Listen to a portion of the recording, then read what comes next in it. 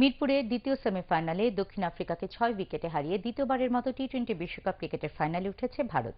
শেরেবাংলা জাতীয় স্টেডিয়ামে আগে ব্যাট করে অধিনায়ক ফাফ ডু প্লেসিসের ৫৮ রানে ৪ উইকেটে ১৭২ রান তোলে প্রোটিয়ারা। জবাবে বিরাট কোহলির হার না মানা ৭২ রানে ৫ বল হাতে রেখেই ৬ উইকেটের জয় পায় টুর্নামেন্টের প্রথম আসরের চ্যাম্পিয়ন ভারত। আগামীকাল শিরোপা লড়াইয়ে শ্রীলঙ্কার বিপক্ষে মাঠে নামবে মহেন্দ্র সিং ধোনির দল। বিস্তারিত জানাচ্ছেন তাওসিয়া ইসলাম। আরও একবার সেমিফাইনালেই থেমে গেল জোকার খ্যাত দক্ষিণ আফ্রিকার পথ চলা, আর তাতে দ্বিতীয়বার টি-২০ বিশ্বকাপের ফাইনালে প্রথম আসরের চ্যাম্পিয়ন ভারত। সেমিফাইনালে ভাগ্য কখনোই দক্ষিণ আফ্রিকার হয়ে কথা বলেনি। ১৯৯৮-এ ঢাকায় মিনি বিশ্বকাপ ছাড়া আইসিসির কোনো টুর্নামেন্টেরই ফাইনাল খেলতে পারেনি তারা।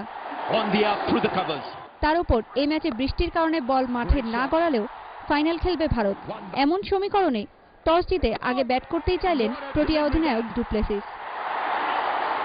শেষ দিকে রান বাড়ানোর পরিকল্পনাতেই হয়তো শুরুতে কিছুটা খোলসে দক্ষিণ আফ্রিকা। ১৩ ওভারে হাত খুলতে শুরু করার পর 50 পূর্ণ করেই থামতে হয় অধিনায়ককে। শেষ দিকের ঝড়ো ইনিংসের আশাতেই বোধহয় ২ মিনিট পর ব্যাট করতে নেমেছিলেন এবি ডিভিলিয়ার্স।